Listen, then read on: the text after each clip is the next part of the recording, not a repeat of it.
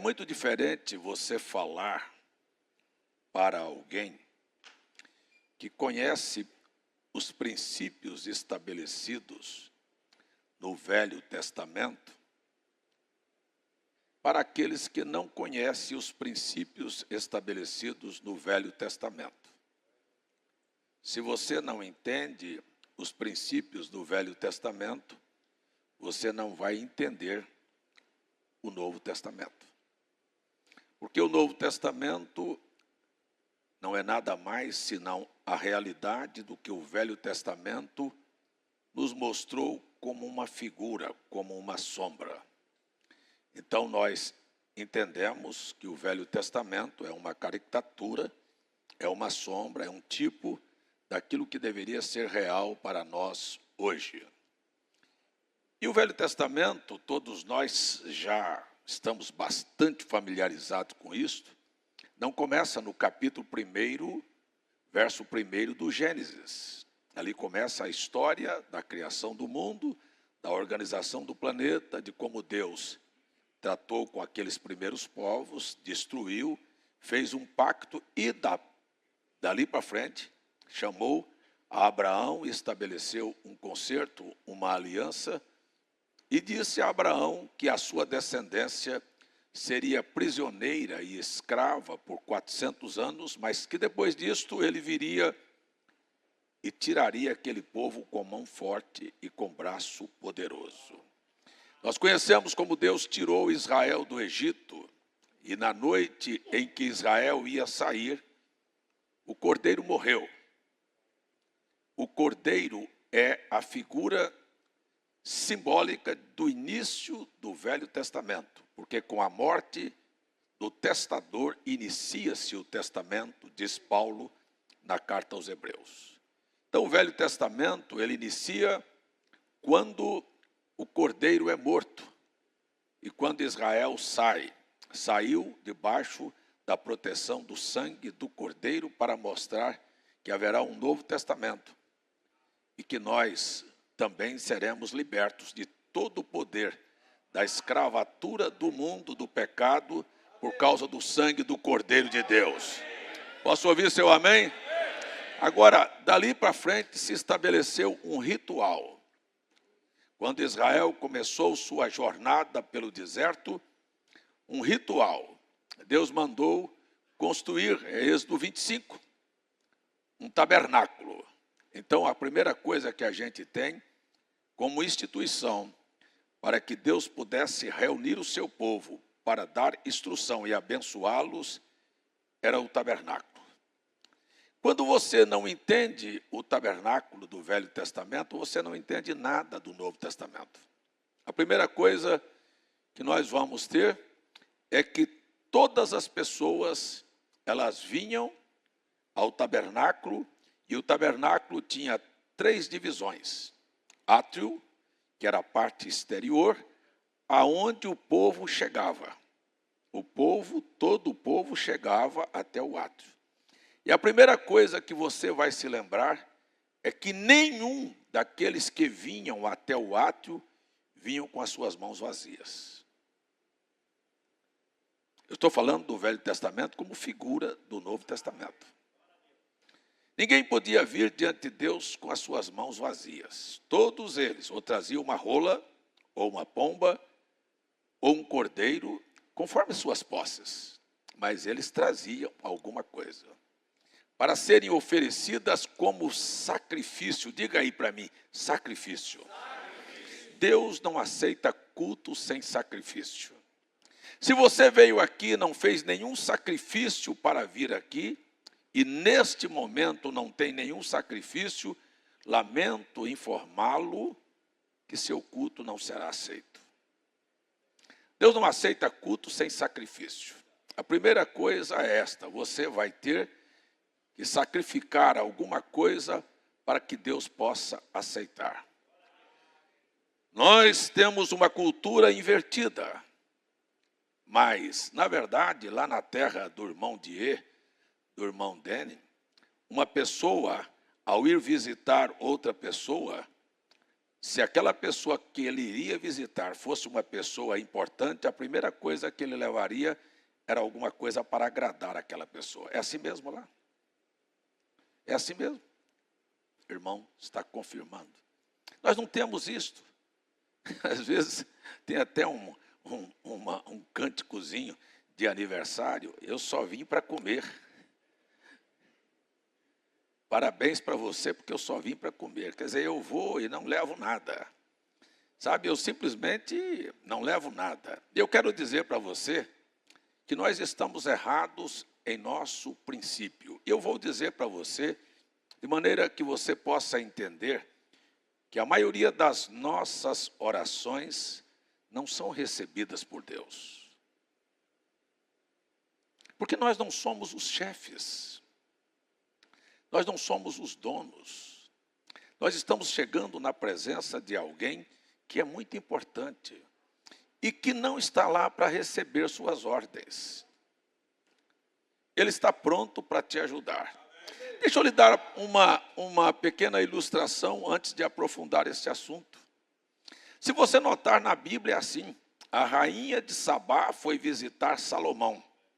Ela era uma rainha, ela era importante. Mas a primeira coisa que ela fez foi levar presentes para Salomão. Agora, Salomão devolveu para elas iguarias, e devolveu perfumes, e devolveu tudo o que ela desejou. Eu quero dizer que quando você se aproxima de Deus e traz alguma coisa para Deus, Deus vai te dar. Eu estou começando porque eu estou até arrepiado aqui, estou falando de verdade. Deus vai abrir o céu para você de uma maneira tão extraordinária que você não vai ter lugar para armazenar as bênçãos de Deus da sua vida. Mas quando nossos cultos e nossas orações não são aceitas, nós vivemos muito mais, irmãos, me desculpe a expressão, como mendigos do palácio do que como filhos de Deus. Parece que as nossas orações é exatamente a oração de um mendigo que fica na esquina, me dá uma esmolinha, pelo amor de Deus.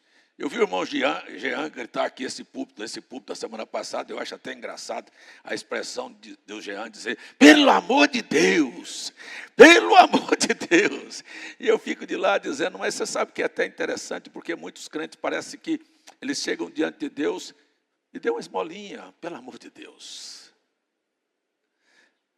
Eu estou pedindo... Eu não estou criticando, não. Estou só falando da sua expressão. Pelo amor de Deus, não me entenda mal, não. Mas é assim, então parece que... O que é que está realmente acontecendo? O que acontece é que quando Jesus está interessado em te dar alguma coisa, não sei se você tem alguém aqui interessado em receber.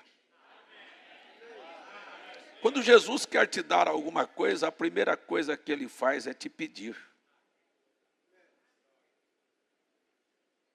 Não é te dar. Ele chega no poço de Samaria, encontra a mulher samaritana, e ele foi lá e disse, vim trazer água da vida para você? Ele disse, dá-me de beber. A primeira coisa que ele faz é pedir, para depois ele oferecer e dar o que ele deu para ela e o que ele quer dar para todos nós. A primeira coisa que é, Deus não podia pedir um filho para Abraão se ele não tivesse dado o filho para Abraão. Se Deus não tivesse nos feito para sermos adoradores, ele nunca pediria nossa adoração. Mas o capítulo 4, no qual eu me referi, Jesus oferecendo, pedindo primeiro para a mulher, lá no próprio capítulo, ele vai mostrar para a mulher que Deus estava procurando, olha, escute bem o que eu estou dizendo, procurando os verdadeiros adoradores. Deus está procurando aqueles que quando entrarem aqui, não vêm aqui fazendo um favor. Não vem aqui cumprindo uma tabela. Não vem aqui por uma tradição. E Jesus disse à mulher samaritana, disse, vocês estão dizendo, disse a mulher a Jesus, vocês dizem que a adoração é em Jerusalém, nossos pais disseram-nos que é aqui no Monte Gerazim. E Jesus disse, errado, nem lá e nem cá.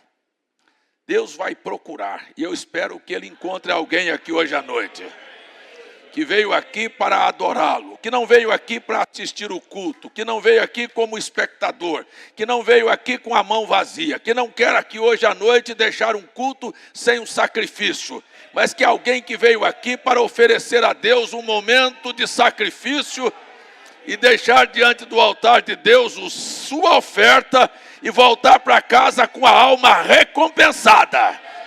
Caso contrário, você virá aqui anos após anos e continuará vazio, porque Deus não atendeu e nem recebeu a sua adoração. Deus não recebeu a adoração de Caim e disse para Caim, você quer saber de uma coisa? Eu não estou recebendo a sua adoração, mas te dou uma oportunidade, se você fizer bem feito. Faça como o teu irmão fez. O que o irmão dele fez? Fez um sacrifício. Matou um cordeiro e ofereceu um cordeiro. E eu quero dizer a todos vocês, se você não está disposto a sacrificar e oferecer o seu culto como uma adoração, Deus não vai recebê-lo e você vai ficar irado, como Caim ficou irado e descaiu o semblante. Tem muita gente com o semblante caído e com muitas interrogações, por que que Deus não me abençoa? Irritado, mas por que que eu não alcanço aquilo que eu estou suposto a alcançar? Eu vou lhe dizer por quê. Porque, na verdade, nós viemos aqui com um conceito errado. Por favor, olhe para mim. E se eu te ensinei isto, eu quero retratar isto hoje à noite. Você nunca, jamais, entre aqui esperando receber nada de Deus. Você não saia da sua casa com o pensamento, eu vou lá na igreja para receber de Deus uma bênção. Você deve sair da sua casa entusiasmado, eu estou indo para adorar a Deus. Eu vou encontrar com Deus, eu vou encher Deus de louvor, de gratidão a Ele. E quando então eu estiver agradecendo a Ele, louvando a Ele, você vai ver que Ele vai abrir o céu e mudar o seu conceito. Deus jamais vai te dar se você primeiro não trouxer. Então aqueles que entram aqui e se assentam aí, e a boca está trancada, e os cânticos estão sendo entoados, e você nada de louvor, e o pregador vem, e você também está aí fechado, e daqui um pouquinho o sono chega, eu quero dizer para você, que culto é este? Parece que a minha Bíblia diz em Hebreus 13, verso 15, que Deus está procurando aqueles que, na verdade, tenham um louvor, que saia da sua boca. Eu quero falar para você, não importa se o Die fale a sua língua lá, o irmão Dani fala um dialeto, o meu Deus conhece todos os dialetos, conhece todos os idiomas, fala até a linguagem que uma pulga, um carrapato, qualquer natureza entende a voz de Deus. Por que que você também não dá louvores a Ele aqui hoje à noite? E entenda que Ele está ouvindo o louvor que sai dos seus lábios.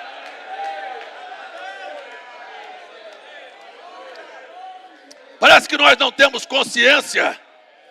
Parece que nós não temos consciência. Pelo menos a minha Bíblia diz assim. Hebreus capítulo 13, verso 15, disse, sabe que nós vamos ler a Bíblia. Deixa eu tomar essa escritura ao pé da letra, para não ficar aqui como uma coisa particular minha. Veja só. Portanto, irmãos que estão aqui hoje à noite, razão pela qual vos convidei para estar aqui num culto de adoração a Deus. Se você não veio para adorá-lo, perdeu a sua vida aqui. Portanto, oferecemos sempre por Ele, através de Jesus Cristo, a Deus sacrifício de louvor. Isto é, o fruto dos lábios que confessam o seu nome. Não é com a boca fechada, é com a boca aberta. Deus está olhando os teus lábios, o que sai da tua boca aqui hoje à noite. Que tipo de louvor você oferece a Ele?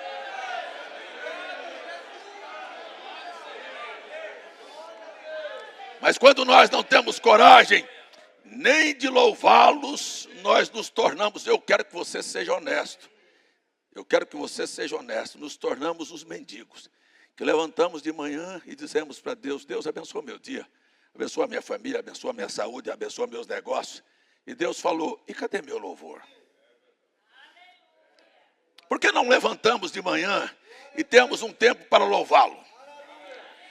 De levantar as nossas mãos, de abrir a nossa boca e começar a dar glórias a Deus pela noite, pelo descanso, pelo sono, pela família, pelo dia, pela vida, pela saúde, pela oportunidade. Você sabe o que você está fazendo? Talvez você não saiba, mas você está destrancando o céu.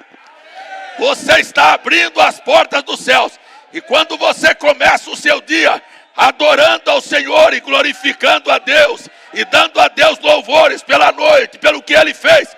Ei, pelo que Ele fez, aqui antes de continuar o culto, há alguém para dar louvor a Deus, pelo dia que você viveu, pelas coisas que Ele fez por você hoje. Talvez não tenha. Só isso que você tem para falar para Ele? Será que dá para abrir a boca e dar um aleluia aí do fundo da tua alma? Dar um louvor a Deus aqui hoje à noite? Glória a Deus. Quem sabe hoje à noite, Ele abra o céu para você e faça por você o que você nunca viu Ele fazer. Aleluia. Glória a Deus. Glória a Deus. Então estou querendo levar você, através de todo o Velho Testamento, que nenhum adorador chega diante de Deus com a mão vazia. Deus não recebe o seu culto se você não trouxe louvor, gratidão para Ele. Se você trouxe apenas pedido, sabe? Se a única coisa que você sabe é pedir, Ele diz, chegou o mendigo. E você não se importe se ele virar as costas e disser, não tenho nada para você. Eu tenho para adoradores. Eu tenho para quem entrou aqui entusiasmado. Eu não tenho para quem veio aqui tocado manivela. Eu tenho para quem saiu de casa e disse, ei, eu estou alegre porque eu vou hoje à casa do Senhor. Eu vou entrar nos seus átrios com alegria. Eu vou estar aqui entusiasmado. Tem alguém entusiasmado para dizer, Ele tem feito grandes coisas por mim?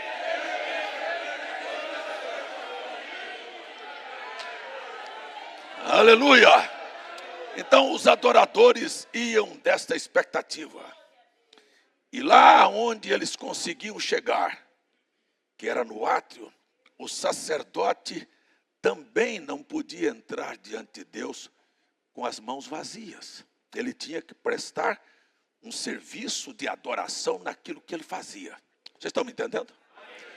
Quando nós falamos de sacerdócio, nós não falamos de um personagem qualquer.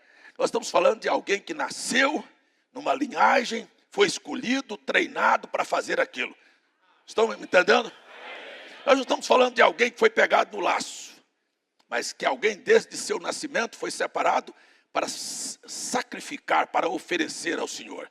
Eu quero que você entenda que Deus, desde o primeiro dia da sua conversão, quer que você saiba, e se não souber, aprenda hoje, eu sou um sacerdote de Deus. Sim, a minha Bíblia disse, vós sois o sacerdócio real, a nação santa, o povo escolhido. Tem alguém para dizer amém aqui? A minha Bíblia disse, Deus nos fez reis e sacerdotes. Eu não estou aqui inventando nada, eu estou citando a Bíblia e eu estou querendo que você saiba quem é você. Um sacerdote não mata.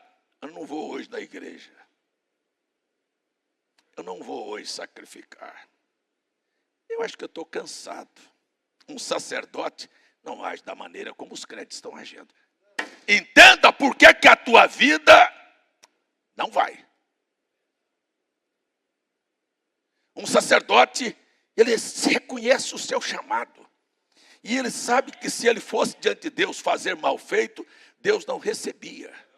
Ele precisa oferecer um culto que realmente agrada a Deus. E quando ele vai oferecer um culto que realmente agrada a Deus, porque tem alguém precisando, eu acredito que todos nós estamos aqui juntos dentro de uma responsabilidade. Alguém está precisando que você preste um verdadeiro culto. Se você está morto no seu banco, você vai influenciar a outro morrer perto de você. Se você está cochilando, você está influenciando a outro. Se você está batendo papo e conversando, você está influenciando a outro. Mas se você está louvando e bendizendo o nome do Senhor e exaltando o seu Deus, você também influenciará outros a fazer a mesma coisa. Aleluia! Então ele simplesmente tomava o sacrifício e imolava o sacrifício. E a fumaça subia, porque aquilo era queimado. E o sacerdote, ele, escute bem, o sacerdote, ele entrava no segundo pavilhão, ou seja, passava o véu do átrio para o lugar santo. O povo não ia. Quem não é sacerdote não entra. Ele está separado, mas o sacerdote entrava. E nesse lugar havia uma mesa com pães da proposição, que era o alimento do sacerdote. Eu quero dizer para você que existe um pão nosso de cada dia. Há alguma coisa que Deus preparou para alimentar a sua vida. Aqui tinha um candelabro. Aqui tinha um vaso de azeite. Aqui tinha um altar onde se oferecia um incenso que subia na presença de Deus. Este era o lugar onde o sacerdote ia 3 vezes por dia, trocando-se de turnos sacerdotais, 9, meio-dia e o último sacrifício, que era o sacrifício da tarde, às 3 horas. Então, às vezes, nós chamamos as pessoas para orar de maneira diversificada, uns oram às 3, outros oram às 6, outros oram meio-dia, mas eu quero saber que nós estamos fazendo alguma coisa. Posso ouvir seu amém? Muito bem, mas uma vez por ano, o sumo sacerdote vestia a sua roupa sacerdotal, colocava a sua mitra, colocava o urim e tumim no seu peito, um peitoral com 12 pedras. Aquelas 12 pedras representavam as 12 tribos de Israel. Cada pedra daquela representava um povo, mas era só uma peça, representando que as 12 tribos, na verdade, era um só povo. E eu quero dizer para você que é assim que as coisas funcionam. Nós somos muitos membros, mas somos um só corpo. Louvado seja o nome do Senhor. Então, uma vez por ano, o sumo sacerdote entrava lá, no lugar santíssimo, entrava com sangue para levar a expiação do pecado do povo e abençoá-los durante um ano. Preste atenção, lá dentro do Santo dos Santos estava a arca do concerto, a panela com maná, a vara de Arão e as tábuas da lei. E por cima a glória da Shekinah. Só que se percebe que aquela manifestação sobrenatural acontecia uma vez por ano. Uma vez por ano, o povo podia sentir que o sumo sacerdote intercedeu por eles. Eu gostaria de perguntar a vocês, quantos querem a presença do Senhor uma vez por ano? Ah, não. Parece que nós precisamos de Deus a cada minuto da nossa vida. A cada segundo. Então ali dentro estava aquela arca. E a arca era a representação da presença de Deus que ninguém tinha acesso. Quem é que quer ter um Deus que você não tem acesso a Ele? Eu quero um Deus que a qualquer momento do dia ou da noite que eu precise dEle, Ele esteja pronto para me receber. E você? Hã? Mas como é que nós entramos na presença dEle? Se nós não entrarmos da maneira correta, Ele não nos recebe. Será que você não se lembra que no livro de Esther era necessário do rei levantar o cetro, mesmo não sendo hora de você entrar, quando ele levanta o cetro, o quadro se muda, e ele olha para você e disse: peça o que você quiser, e eu te darei até a metade do reino. Eu te dou, eu divido com você tudo que eu tenho. Há alguém que quer um Deus assim?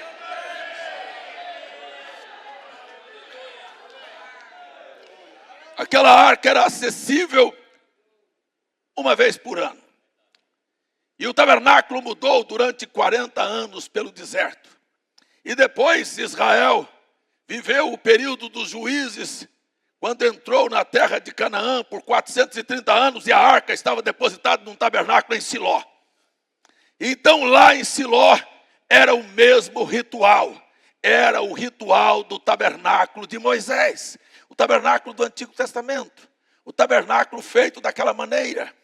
Até que nós encontramos o aparecimento no livro de Samuel, quando Eli, o sacerdote, e seus filhos estavam completamente desenquadrados dos princípios e dos valores de Deus.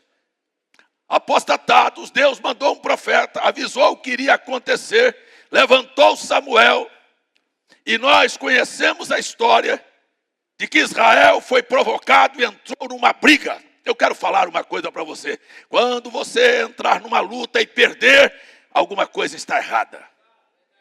Nós não nascemos para perder. Nós nascemos para vencer. Deus falou para Moisés e falou para Josué: olha, nenhuma cruz vermelha, nenhuma derrota para vocês. Andem na minha presença e eu vou lutar as vossas batalhas. Alguém pelo menos para dizer amém aqui? Então, quando Israel perdeu, Josué foi atrás de Deus. Disse: o Senhor falou que nós não íamos perder, porque estamos perdendo. E quando alguma coisa estiver dentro errada, você pode ir lá perguntar para Deus: por que eu estou perdendo? Eu não quero dizer que você não está lutando, que a batalha não pode ser apertada, e que o diabo às vezes não te coloque no canto, e te oprima, e te aperte de todos os lados. Mas você sabe, eu vou passar por cima. Eu vou dar a volta. Ei, eu ainda vou te bater.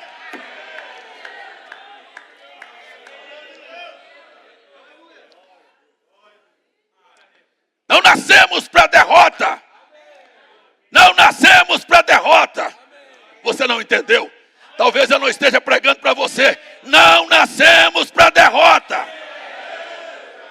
Quando eu nasci, já tinha um documento escrito que eu era vencedor, e eu sou vencedor.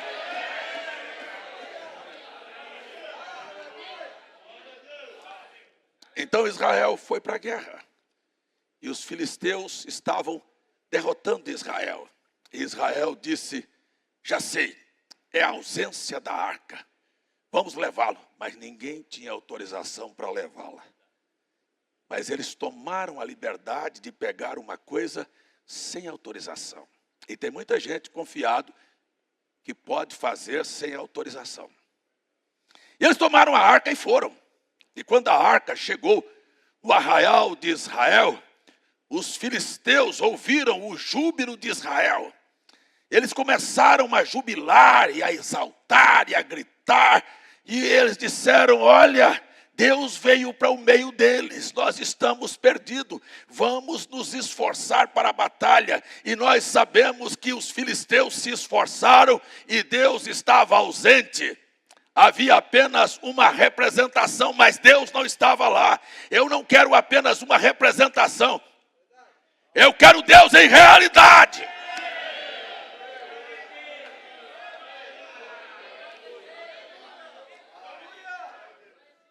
E a Bíblia diz que a arca foi levada. Israel perdeu a batalha. E o mensageiro correu e anunciou a Eli: olha, Finéias, teu filho morreu. Ofni morreu. E ele aguentou firme: meu filho morreu. Meu outro filho morreu. Mas daqui um pouquinho veio a notícia mais chocante. E a arca foi capturada. Ele cai da cadeira e morre. E a sua nora, que estava na hora de dar à luz, entrou em trabalho de parto. E a Bíblia diz: e antes que ela morresse, ela abriu a boca e deu o nome para o filho que estava nascendo. E disse, Icabode. Que quer dizer, levaram a glória de Deus. A arca foi levada. E nós sabemos que a arca foi levada.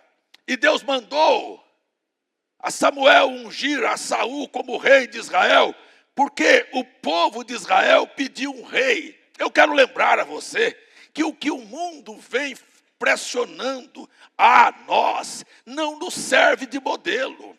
Eu quero dizer que nós não estamos aqui para olhar e copiar modelos lá de fora. Nós precisamos atentar para o que nós somos, para o nosso chamado, para Deus no nosso meio, tentar, vamos nos esforçar para mantê-lo aqui entre nós.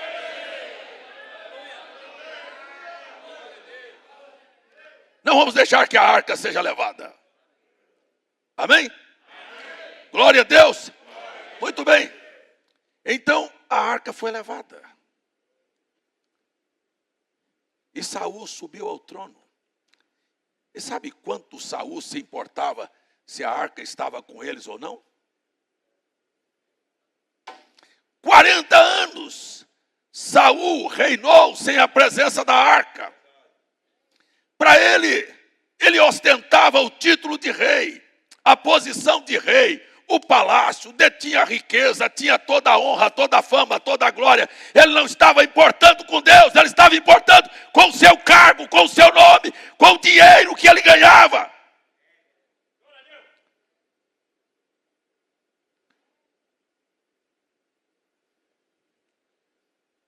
E Deus lhe deu uma missão e ele não cumpriu. E Deus mandou o profeta Samuel ir trazer uma mensagem e dizer para ele: porquanto você não faz caso da minha palavra, não me obedece, hoje o teu reino é rasgado e vai ser entregue a um homem melhor do que tu. E Deus rasgou o reino de Saul. E Deus mandou o profeta Samuel ir à casa do belemita, chamado Jessé, e ungir um dos seus filhos a rei de Israel. E disse Deus a Samuel: por que você está chorando por causa de Saul? Você está com dó dele? Eu não estou com dó dele. Deus sabia exatamente o que haveria de acontecer. E disse: você está chorando com dó deste homem. Eu quero lhe dizer uma coisa aqui hoje à noite. Eu quero lhe dizer, Samuel, que eu encontrei um homem segundo o meu coração. Quem é que fica feliz com isso aqui? Mas isso não serve para você. Se Deus não olhar para você e dizer: este é segundo o meu coração.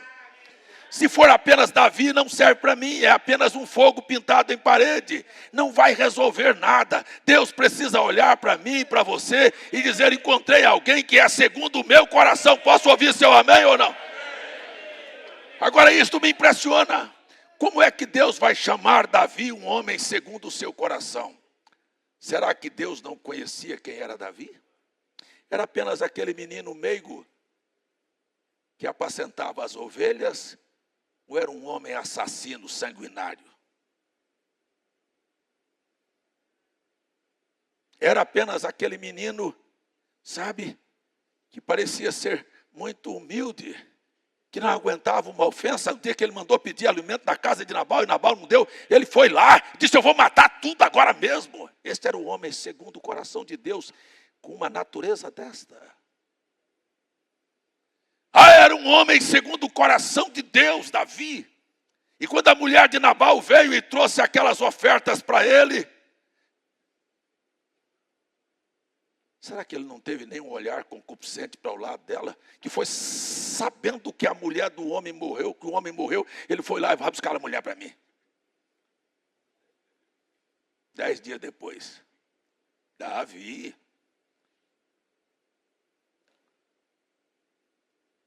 Como é que Deus tem coragem de chamar um homem desse de homem segundo o meu coração, que tem coragem de mandar matar seus mais fiel soldado? E não aguentar ver uma mulher tomar banho seminua ou nua na frente dele. E Deus disse: ele é um homem segundo o meu coração.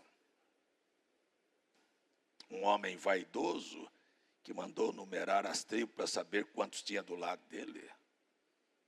E nós começamos a ler a Bíblia e começamos a descobrir o que é que Deus achou em Davi para dizer a Samuel que tinha encontrado um homem segundo o seu coração, e por 2 vezes citar essa escritura, essa citação na Bíblia.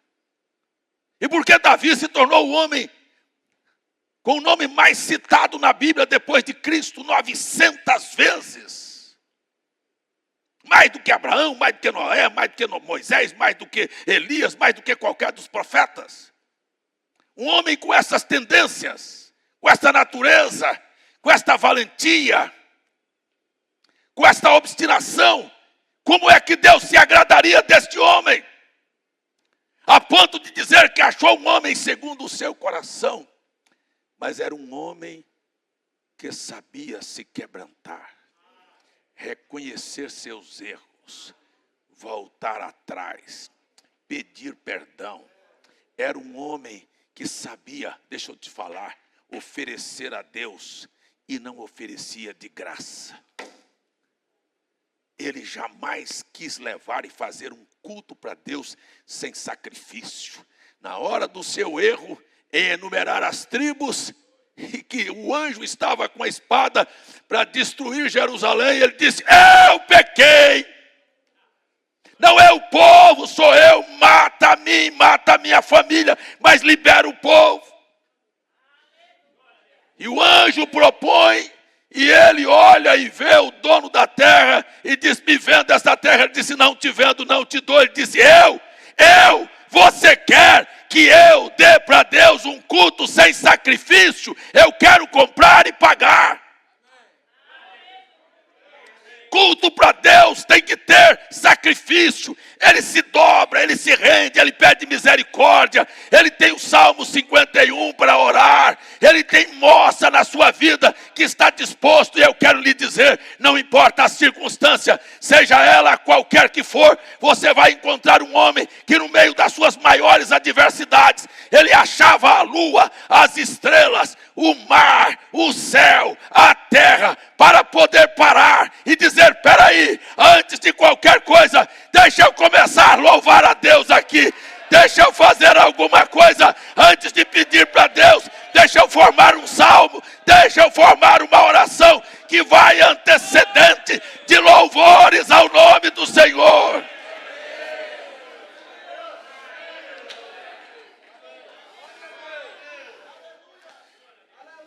Não importa, irmão. Se o diabo pensou que te pegou, que te amassou, que acabou com você, que te derrotou, que te cercou. Saul pensou que tinha feito isso com Davi, quando o cercou na gruta de Adulão. E eu quero lhe dizer que lá dentro, cercado, Davi arranjou um meio para citar para Saul naquela noite, na calada da noite, recitar a Deus e orar os Salmos 3 e dizer a Ele: é Ele, não é eu, é Ele que levanta a minha cabeça. Ele que quebra os dentes dos meus inimigos. Ele que dá a vitória para o rei. E ainda que 10 mil me cercasse, eu não temeria, porque o Senhor está comigo. Eu quero lhe dizer, Deus vai abrir uma brecha para você vencer.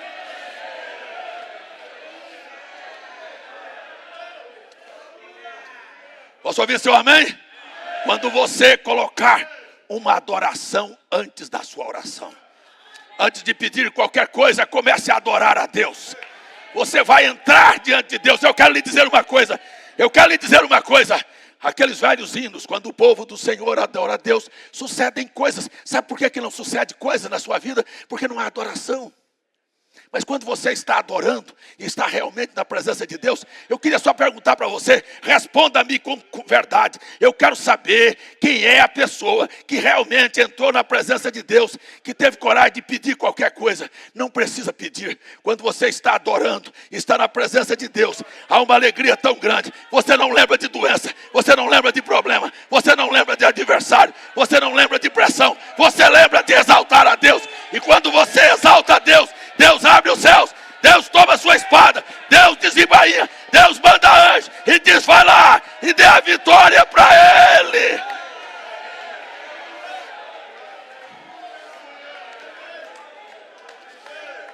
Escute bem. Não havendo adoração, há mendigação. Mas quando você adora, eu não sei se alguém aqui já entrou na presença de Deus. Meu Deus do céu. Você não lembra de nada. Você não lembra de nada. Tudo que você quer é não perder aquela presença. É verdade ou não é verdade? Você não está lembrando, Senhor, me dá 1 quilo de arroz, me dá um carro novo, me dá uma casa, me dá isso, me dá aquilo, acabou. Aquele é o momento que você simplesmente sabe que você está ali para adorar a Deus. Porque na presença de Deus, há plenitude de alegria, há fartura, há alegria sobrando. Eu vou afirmar aqui hoje à noite que as pessoas nunca experimentaram estar na presença de Deus, onde há uma fartura tão grande de alegria que não te falta absolutamente nada.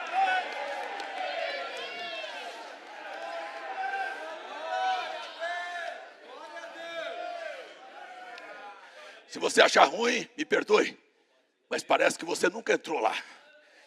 Porque se tivesse entrado lá, gostaria que esta presença tomasse conta da sua vida aqui hoje à noite. Não ia te faltar nada, nada, nada, nada, nada. Eu vou repetir, não te faltaria absolutamente nada. O meu grito aqui hoje à noite, o que é que está faltando na sua vida? Dinheiro, saúde, paz na sua casa, bem-sucedido em seus negócios? Não, o que está faltando é a presença de Deus. Infelizmente não foi para você que eu preguei, porque se fosse você teria ficado de pé e disse: esta é a minha maior necessidade.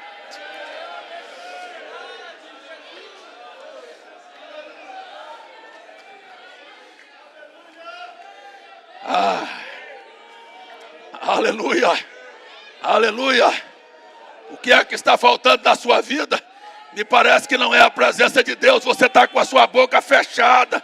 Nem louvor você pode dar.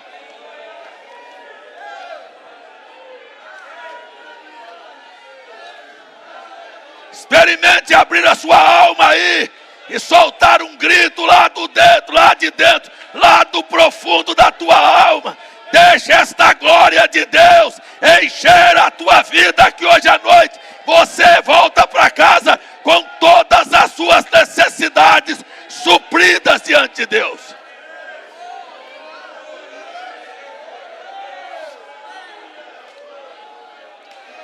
Me desculpe, mas está muito fraco esse louvor. Parece que nós podemos aumentar esse volume. Parece que nós podemos aumentar esse volume. Parece que nós podemos aumentar esse louvor.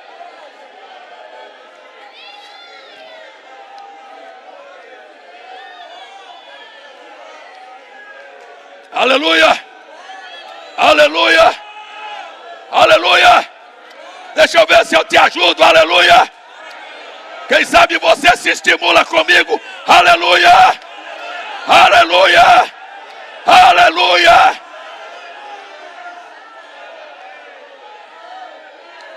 Aleluia! Aleluia! Aleluia! Muito bem. A gente começa a descobrir que o Davi tinha alguma coisa que ele fazia que era muito mais do que suas fraquezas. Era saber como mexer com a natureza de Deus. Como chegar a Ele, dizendo assim, quando dizia assim: louvado seja o teu nome. Quando ele dizia, foi Davi, o Senhor é a minha força. Ele estava dizendo, eu sou um fracasso. Ei, o Senhor é o meu ajudador. Ele estava dizendo, sem o Senhor eu não faço nada. Parece que ele não estava confiado em si, e não estava pedindo nada. O Senhor é quem me guarda. O Senhor é a minha entrada, é a minha saída. Ei, aleluia, eu me deito, eu me levanto, eu me deito confiado, eu me levanto confiado. Ei, há um Senhor na minha história.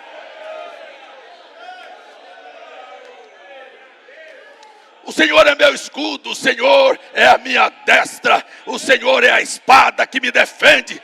Ei, meu irmão, está faltando louvor na tua boca.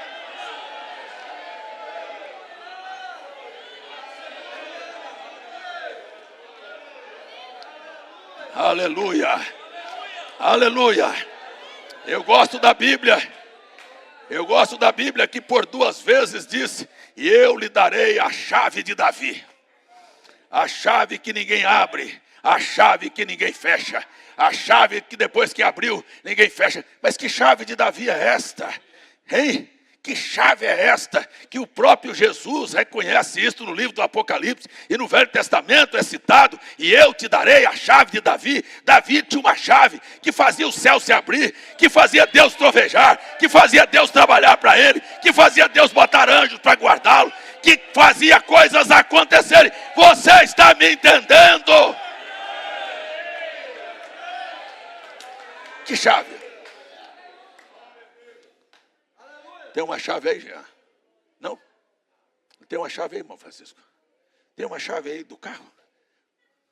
Acabei de ganhar um carro. Eu estou com a chave. Aqui está a chave. Eu posso entrar no seu carro.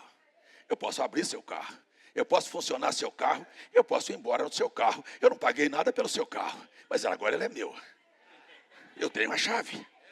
Você veja, se Deus está dizendo que nós temos uma chave, e chave igual a Davi, ei, que quando você move essa chave, ela abre o vidro, ela funciona o carro, ela dá partida no carro, ela faz o carro se mover, as coisas estão aqui. Se você tiver uma chave, você vai adiante, você vai adiante, você não põe a tua mão, Deus põe a mão na tua mão.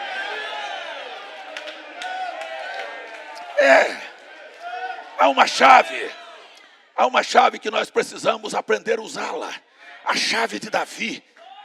Apocalipse 3 diz: aquele que vencer, lhe darei a chave de Davi. Esse é adorador, esse é aquele que aprendeu a fazer Deus trabalhar para ele.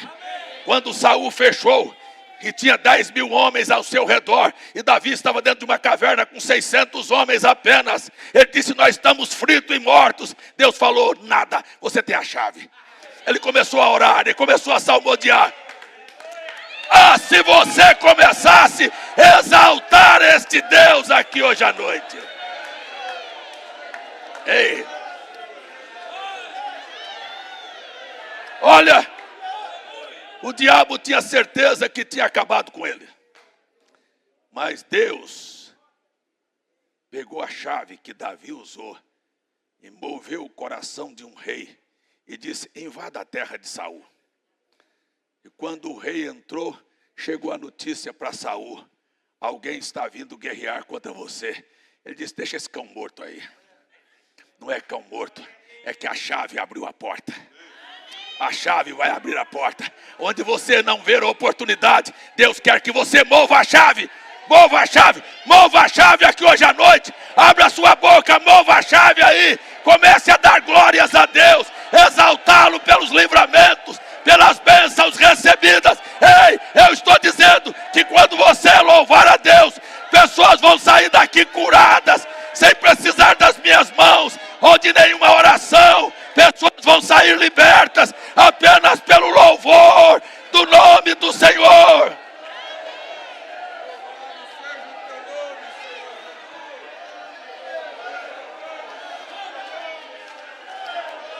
Aleluia! Aleluia! Aleluia! Muito bem. Muito bem. Eu quero só dar mais alguns exemplos. Eu vou terminar antes da meia-noite. E Davi assistiu com seus próprios olhos a derrota de alguém que não tem nada para dar para Deus. Ele viu com seus próprios olhos o Saul tentar e perder. E Saul tentar matá-lo e nada funcionou. Diga com a sua boca: e nada vai funcionar contra a minha vida. Tem coragem de falar pelo menos isso?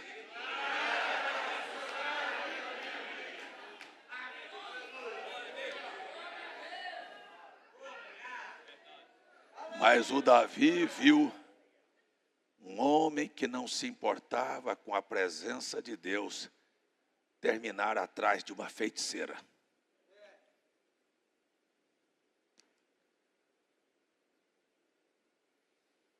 E o Davi viu Há alguém que não se importa com a presença de Deus buscar o seu próprio suicídio.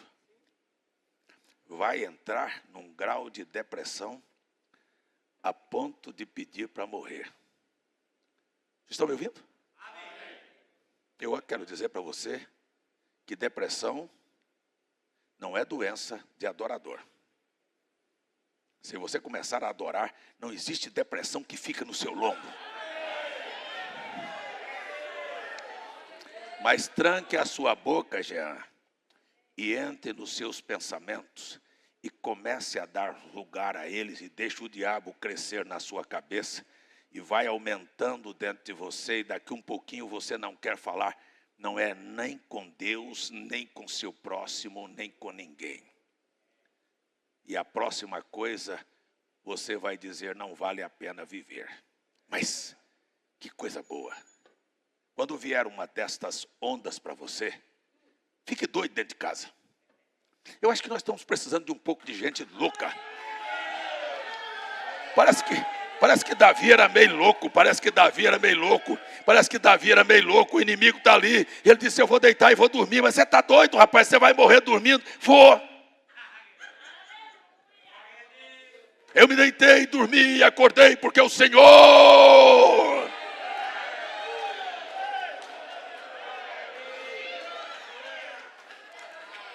Irmãos, é genuíno, nós somos vitoriosos.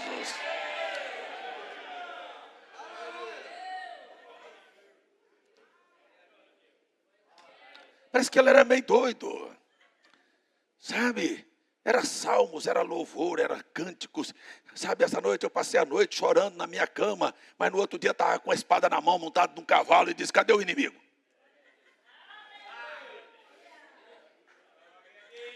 Aleluia! Glória a Deus!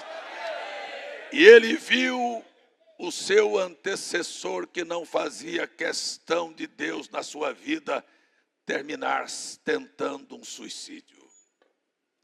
E Davi assumiu o controle de duas casas, a tribo de Judá e a tribo de Benjamim. Então simplesmente eles estavam isolados, mas ele sabia que precisava das 12 pedras. Deus não tem 2 pedras, Deus tem 12. E ele simplesmente sabia que Israel tinha saído como uma casa unificada. E mais cedo ou mais tarde, aquilo que se levanta contra você e que faz oposição a você, terá que se curvar a você. Talvez não foi para você que eu falei, mais tarde, aquilo que fez oposição a você, vai ter que se curvar a você.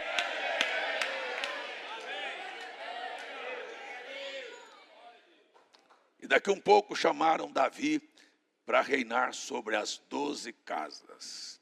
E quando estavam as 12 tribos, Davi disse, escute bem, eu não estou aqui para ostentar um título de rei, uma posição de rei, uma regalia de rei. Eu estou aqui para dirigir o povo do Senhor, mas eu preciso dele. E a primeira decisão de Davi, eu vou trazer a arca. Eu vou buscar a arca. Ele não sabia, olhou para como foi que os filisteus colocaram a arca em cima de um carro de boi, ele quis fazer igual e não funciona. Morreu Uzá, Davi não desistiu. Eu gosto de gente assim. Disse o profeta William Branham, se eu tentar e falhar, Deus não me deixará. Eu vou tentar de novo. Quer gritar aí?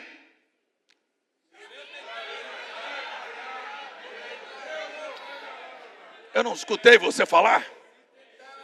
Se eu tentar e falhar, Deus não me abandonará. Eu queria ouvir você falar.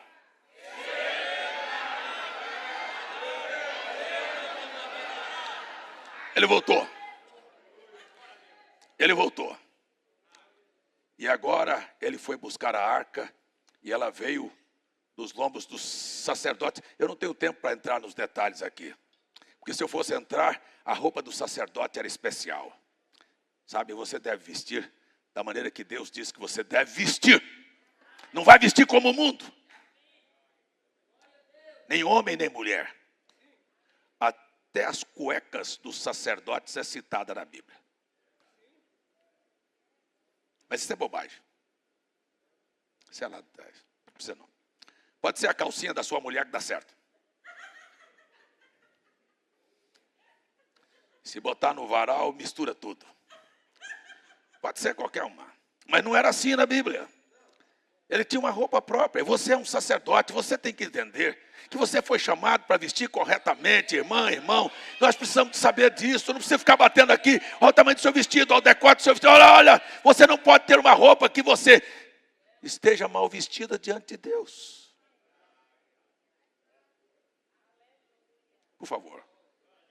Vou sair, né? Porque senão fica pesado. Tem que ficar pregando roupa e cabelo aqui. Mas eu só quero passar aqui para dar um pouquinho. E Davi vai lá e agora traz a arca nos ombros do sacerdote. E eles chegam. E Davi esquece o tabernáculo de Siló. Por que ele não levou a arca para Siló? Por que Davi construiu uma tenda em Jerusalém e fez um tabernáculo, abandonando o modelo do tabernáculo de Siló e de Moisés? Vamos ler a Bíblia? 1 Crônicas, capítulo 16. Eu termino em poucos minutos. 1 Crônicas, capítulo 16. Eita, que coisa boa! Porque Davi é a representação do ministério de Cristo. Cristo vem da casa de Davi. Ele é chamado de filho de Davi. Veja só, Davi está aqui no Velho Testamento, fazendo uma sombra para aquilo que viria no Novo Testamento. Se você não entende o Velho Testamento, você não vai entender o Novo Testamento. Então aqui está 1 Crônicas, capítulo 16. Deixa eu pegar aqui com você. Trouxeram, pois, a arca. Eita, não vou governar sem a presença de Deus. Eu não quero saber de modelos em que a presença de Deus não seja diária. Diária. Você está me entendendo? Diária. Eu não quero saber que de vez em quando, uma vez por ano, ele vem aqui. Eu não quero ministrar apenas num ritual de pegar uma literatura do profeta William Branham e vir aqui ler e ler e ler e ler. Eu preciso de algo vivo a cada dia. E eu não quero trazer aqui um grupo de pessoas que não tenham a oportunidade de encontrar a Deus no seu culto. Eu não quero trazer um formalismo de uma religião para você. Eu vim aqui para desengomar você. Eu vim aqui dizer que Deus não aceita culto sem adoração. Eu vim aqui quebrar as tradições. Eu vim aqui derrubar o tabernáculo velho de Moisés. Eu vim aqui citar o que Tiago disse na abertura deste culto. Deus vai reedificar o tabernáculo de Davi. Não é o tabernáculo de Moisés. É o tabernáculo de Davi. E agora Davi trouxe a arca. Vamos ver? Eu estou com a mania ainda do óculos. De vez em quando eu estou empurrando meu óculos para cima. Acho que eu vou voltar lá, viu, Almir? Vamos lá. E trouxeram, pois, a arca de Deus e a puseram no meio da tenda que Davi tinha firmado. E ofereceram holocaustos e sacrifícios pacíficos perante a Deus. Espera aí, o que está acontecendo? O tabernáculo de Moisés tinha 3 divisórias. O tabernáculo de Davi só tinha uma.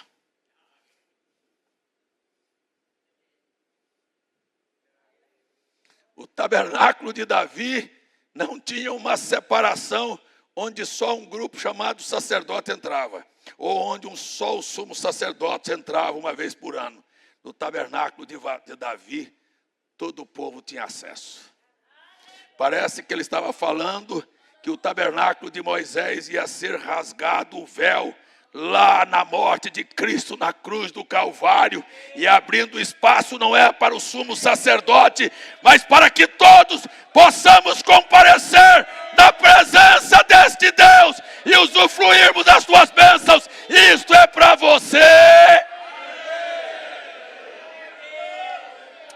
Deixa eu ver. Ele disse: este negócio de deixar Deus lá uma vez por ano e só o sumo sacerdote, não dá. Eu quero que o meu povo seja abençoado. Aliás, eu estou dizendo, eu quero que você seja abençoado. Eu não sei se você está querendo ser abençoado. Eu estou querendo que você mude a sua adoração, que você mude a sua oração, que você mude o seu conceito de vir à igreja pensando em receber. Venha pensando em dar. Se você prestar um verdadeiro culto, você vai ver que a sua vida vai mudar de água para vinho. Vamos ler um pouquinho. E puseram no meio da tenda que Davi tinha armado e ofereceram holocaustos, e sacrifícios pacíficos perante a Deus. Escuta, e acabando Davi de oferecer os holocaustos. Escuta aqui, quem é que estava oferecendo? Puxa, não era o sacerdote mais não? E Davi era sacerdote? Ah não? E como é que ele ia só oferecer? Quem oferecia era sacerdote. E como é que Davi foi oferecer culto, oferecer sacrifício? Porque essa é a figura de um tabernáculo que Deus vai levantar. Esta era a nação santa. Esse era o povo escolhido. Este era o sacerdócio real. Esses eram reis e sacerdotes que vão oferecer por si culto a Deus aqui hoje à noite. Será que tem alguém entendendo o que eu estou falando aqui? Não é hora mais de olhar para um sacrifício que alguém fez. Eu quero saber o que você está fazendo. Deixa eu ver. E acabando Davi de oferecer sacrifícios e holocaustos pacíficos, meu Deus, está tudo fora de ordem. Abençoou o povo. Eu quero que você entenda que você é o sacerdote da sua casa. Que você é sacerdote da sua vida. Que você não simplesmente abençoa você, mas abençoa todos que estão com você. Que se você fosse solteiro e seu pai e sua mãe não fossem cristãos, você os abençoaria, porque dentro da sua casa você estava exercendo o sacerdócio em favor deles. Talvez você não saiba por que uma pessoa, ao crer no Senhor Jesus, ele arrasta a sua família com ele.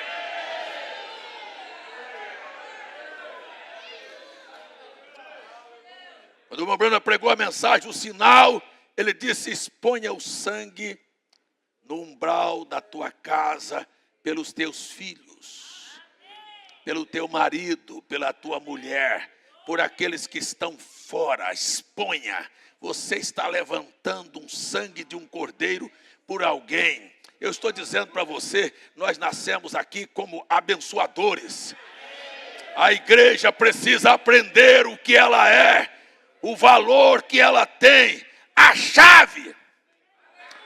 Qual é a chave de Davi que abre e ninguém fecha? É a chave que Jesus colocou na mão da sua igreja. E tudo que você ligar na terra, fica ligado no céu. E tudo que você desligar aqui, desliga-se no céu. Há uma chave na nossa mão.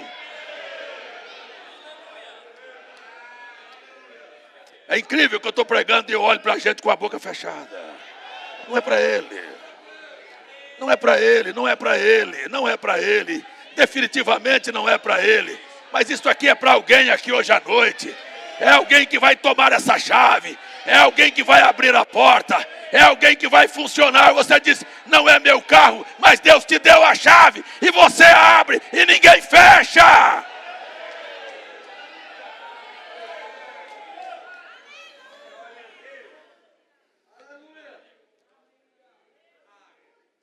Escuta, e repartiu a todos em Israel, tanto homens como mulheres, e cada um pão. Opa, o pão era só para o sumo sacerdote, mas aqui todo mundo comeu. Saiu todo mundo com a barriguinha cheia. Aleluia! Glória a Deus! Um pedaço de carne e um frasco de vinho. E vai sair todo mundo alegre e forte. Ei, tem alguém que quer sair alegre aqui hoje? Alegre, alegre, alegre, alegre, alegre, alegre. Alegre sem sentir doença. Alegre sem sentir tristeza. Alegre sem sentir problema. Alegre sem sentir barreiras. Alegre sem sentir inimigos. Alegres como vencedores.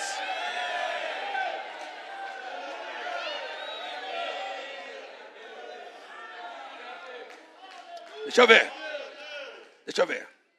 Verso 4. Parece que esse é o culto bem diferente do tabernáculo de Moisés. A arca está no meio. Ela está aqui hoje à noite. Eu creio que Deus está aqui. Eu creio que o Espírito Santo vai ser derramado na vida de alguém aqui hoje à noite. Eu creio que a vida de alguém vai ser empoderada aqui hoje à noite.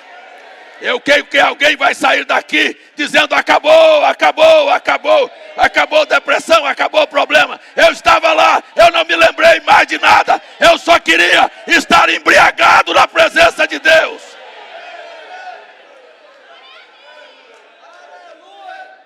Deixa eu voltar. Verso 4, ainda no capítulo 16. E pôs alguns levitas, ministros perante a arca do Senhor. Não era a arca escondida não, viu? Perante a arca do Senhor. Isto para recordarem e louvarem. Para fazer o quê? E celebrarem ao Senhor Deus de Israel. Cadê os nossos levitas? Cadê a Cláudia? Cadê os tocadores aqui? Eu não quero gente morto não, quero gente vivo. Eu quero gente para tocar aqui, para louvar ao Senhor. Eu quero gente que faça você entrar na presença de Deus. Eu quero instrumentos ungidos que possam o som deles vazar este telhado e chegar aos céus. Aleluia! Aleluia! Glória a Deus! Quem sabe um som de guerra, quem sabe um som de guerra, quem sabe alguma coisa para anunciar a chegada de um povo que veio cantar e veio louvar. Quando Josafá estava cercado pelos exércitos inimigos, Deus mandou o profeta dizer: mande o povo na frente e comece a louvar, comece a louvar, comece a louvar, e eu vou matar, e vocês não vão ter que lutar esta batalha. Eu quero terminar, eu vou terminar, mas eu quero ler mais aqui. E pôs alguns levitas perante a arca do Senhor, isto para recordarem e louvarem e celebrarem ao Deus de Israel. E citou o nome, Asaf, um músico, chefe, e o Zacarias, segundo depois dele. Depois, Lelei, Semiramote, Jalei, Matatias, Eliabe, Benaia, Obed, Edom, Jeiel,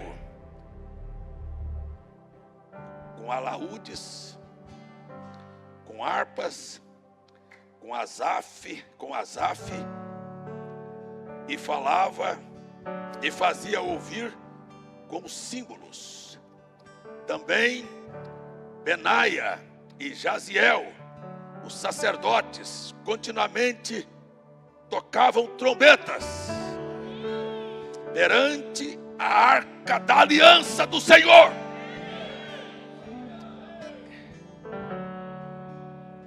Então, naquele mesmo dia, Davi, em primeiro lugar, não sei se tem alguém que quer ser o primeiro lugar aqui hoje à noite.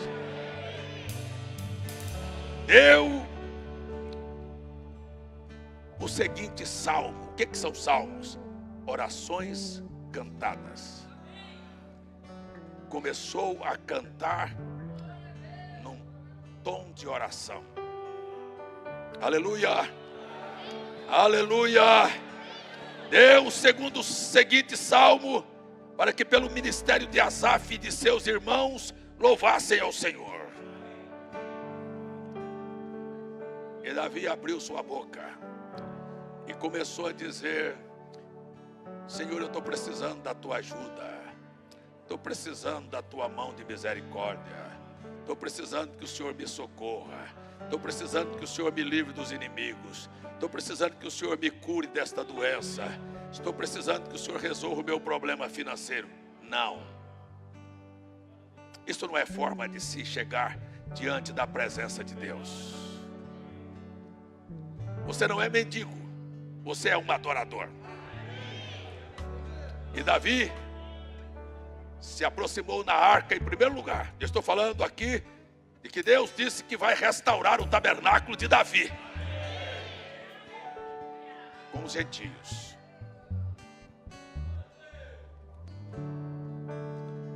E Davi disse: louvai ao Senhor. Não foi para você que Davi disse.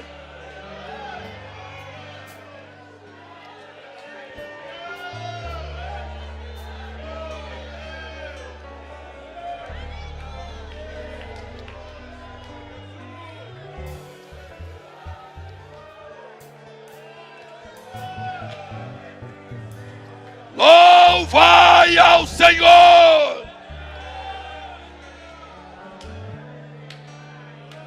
Ele poderia ter começado dizendo: Senhor, eu te louvo. Ele disse a todo o povo, para uma oração aqui hoje à noite: isto é para mim, isto é para você. Esta é a palavra de Deus a todos nós aqui hoje à noite. Eu quero ver: louvai ao Senhor.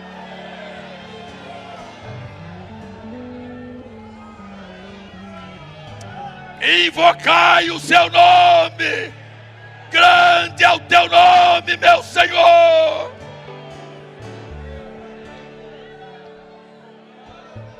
Para aqueles que estão com preguiça de testificarem, quando o pastor está chamando você para testificar, fazei conhecida as suas obras. Testifique do que Deus fez.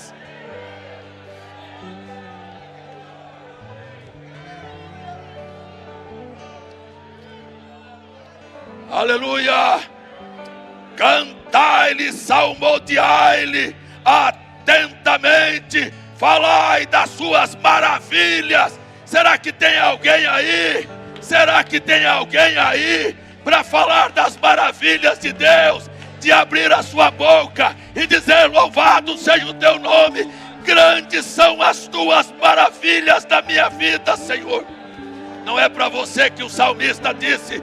Não é você do tabernáculo que está sendo restaurado. Comece a dizer: muitas são as tuas maravilhas.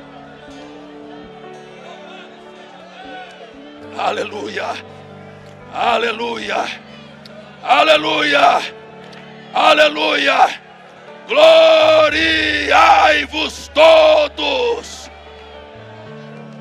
Gloriai-vos do seu santo nome.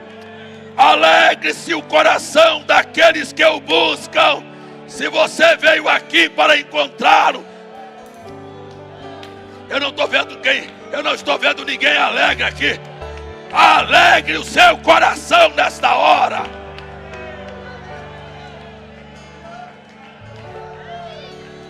Aleluia, aleluia, aleluia. Buscai ao Senhor e a sua força. Buscai a sua face continuamente. Lembrai-vos das maravilhas que Ele fez, e dos seus prodígios, e dos juízos da sua boca. Vós, semente de Israel, seus servos, filhos de Jacó, seus escolhidos, Eu vou terminar aqui, você termina o salmo em casa. Ele é o Senhor nosso Deus, e os seus juízos estão em toda a terra. Louvai ao Senhor perpetuamente. Eu quero ouvir você louvar a Deus para nós encerrarmos este culto. Eu quero encerrar o culto com você louvando a Deus.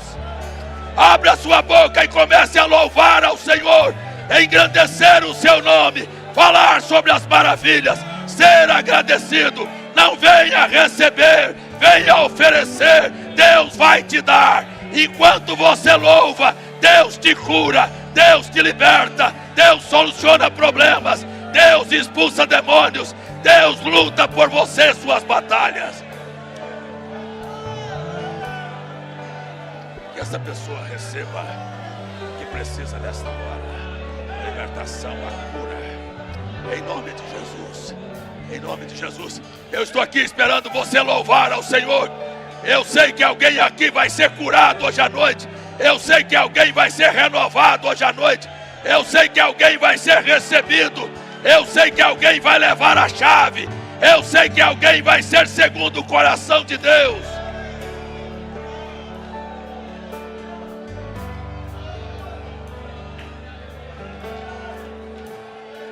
Aleluia! Aleluia! Aleluia! Aleluia! Aleluia! Aleluia, meu Senhor! Louvado seja o teu nome!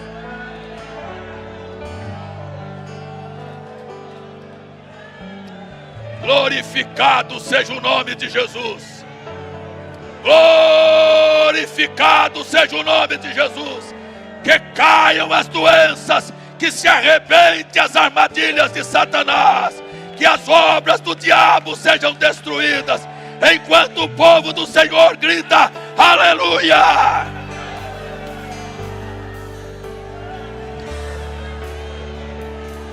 Você desistiu? Você desistiu? Enquanto você grita aleluia, seus irmãos estão sendo abençoados. Aleluia!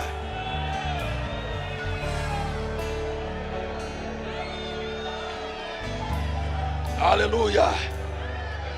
Aleluia! Glória a Deus! Glória a Deus! Acaba-se depressão, acaba-se doenças, acabam-se problemas. Dê um amém aí, meu irmão. Você está com pressa de ir embora? Você está com pressa de ir embora? Há alguém aqui com vontade de exaltar a Deus? Há alguém que não está com pressa? Há alguém que quer que a sua oração chegue ao céu? Há alguém que quer que Deus mude o seu quadro? Há alguém que quer que Deus resolva seu problema? Abra a sua boca e louve ao Deus Todo-Poderoso.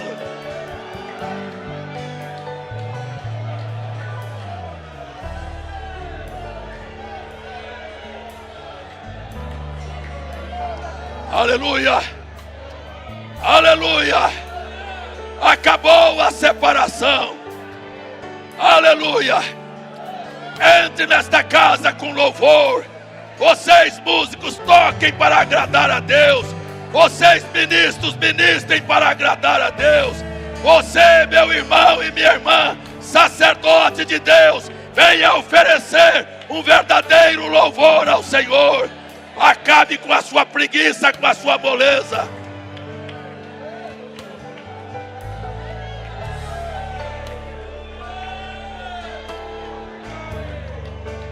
Aleluia. Glória a Deus. Eu vou terminar. Parece que a colocação fica até fora de hora. Mas eu vou terminar. Ou talvez você que não tem nenhum interesse de louvar a Deus, que só pensa em receber, e que Deus é obrigado a responder suas orações. e vive uma vida de frustração, e vem aqui o dia que você quer, a hora que você quer e do jeito que você quer, eu vou lhe dizer uma coisa: não fique irritado. Não se irrite se você ouvir os anjos de Deus que louvaram e bendisseram o nome do Senhor bater palma para você e dizer: ou você muda o seu culto, ou você vai ser reprovado. Quero escutar este aplauso de anjos fazendo críticas a este tipo de culto morto.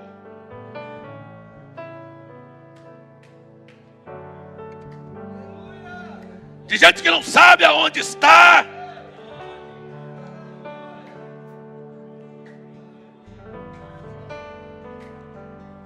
Talvez você precise de ouvir com seus ouvidos o próprio Deus dizendo: ou você muda, ou ou o pecado jaz na sua porta. Você vai se tornar um marcado, um andarilho, um revoltado, porque Deus não recebe cultos sem vida, sem sacrifício. Essa é a grande verdade. Senhor, te louvamos, te bendizemos. Me esforcei como mortal para explicar ao povo que o Senhor quer estar no meio do seu povo, quer guerrear nossas batalhas, quer vencer nossos inimigos, quer nos abençoar sem medidas, quer expandir o teu reino, como tu fizeste nos dias de Davi, teu servo. Aleluia! E eu oro que estas coisas aconteçam na vida de todo o teu povo, que aprender o segredo de como ser segundo o teu coração é fazer aquilo que o Senhor quer que nós façamos, sermos verdadeiros adoradores. Oxalá que o Senhor tenha encontrado alguém que estava com a alma aberta, não porque eu mandei eles glorificarem, mas eles estavam com a alma aberta, e ainda estão com a alma aberta, e ainda estão com vontade de, antes de ir para casa, dar um louvor de alma.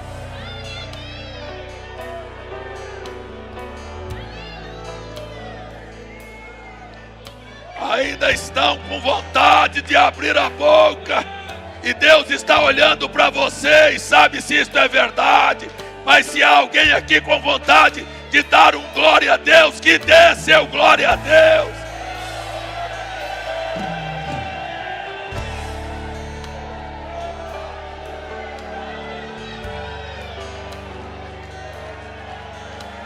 Que a glória do Senhor encha as nossas vidas.